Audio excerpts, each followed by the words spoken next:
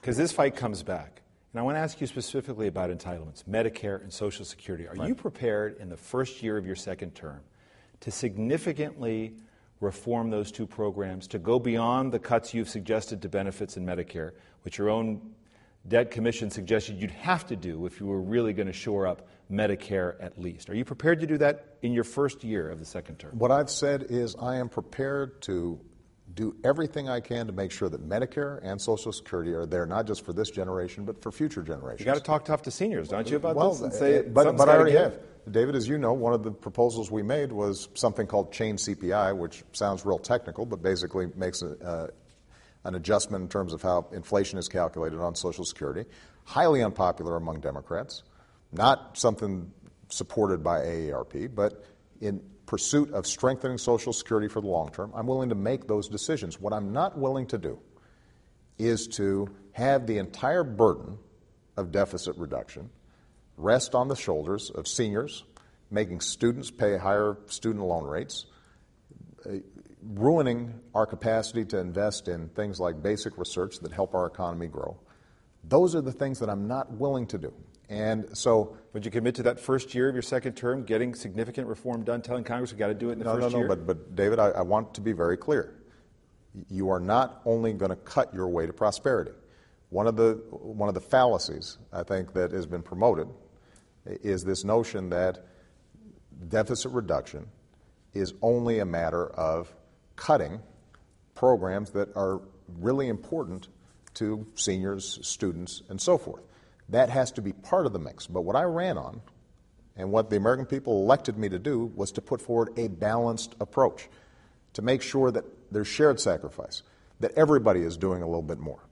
And it is very difficult for me to say to a senior citizen or a student or a mom with a disabled kid, you are going to have to do with less, but we're not going to ask millionaires or billionaires to do more. That's not an approach that the American people think is right. And by the way, historically, that's not how we grow an economy. We grow an economy when folks in the middle, folks who are striving to get in the middle class, when they do well. But I'm asking you about time frame because, as you well know, as a second-term president now, about to begin your second term, your political capital, even having just won re-election, is limited. So what is your single priority of the second term? What is the equivalent to health care? Well, there are a couple of things that we need to get done. I've said that fixing our broken immigration system is a top priority. I will introduce legislation in the first year to get that done. I think we have talked about it long enough. We know how we can fix it. We can do it in a comprehensive way that the American people support. That's something we should get done. The second thing that we've got to do is to stabilize the economy and make sure it's growing. Part of that is deficit reduction.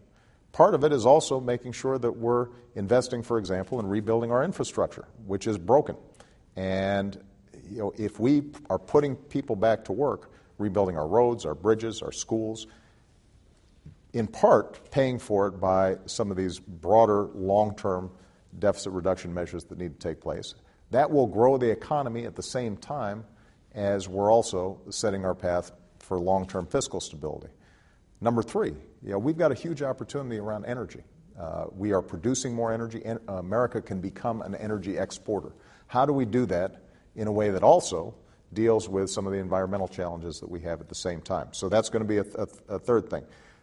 But the most immediate thing I've got to do, starting on January 1st, if Congress doesn't act before the end of the year, is make sure that taxes are not going up on middle-class families. And because it is going to be very hard for the economy to sustain its current growth trends if suddenly we have a huge bite taken out of the average American's paycheck.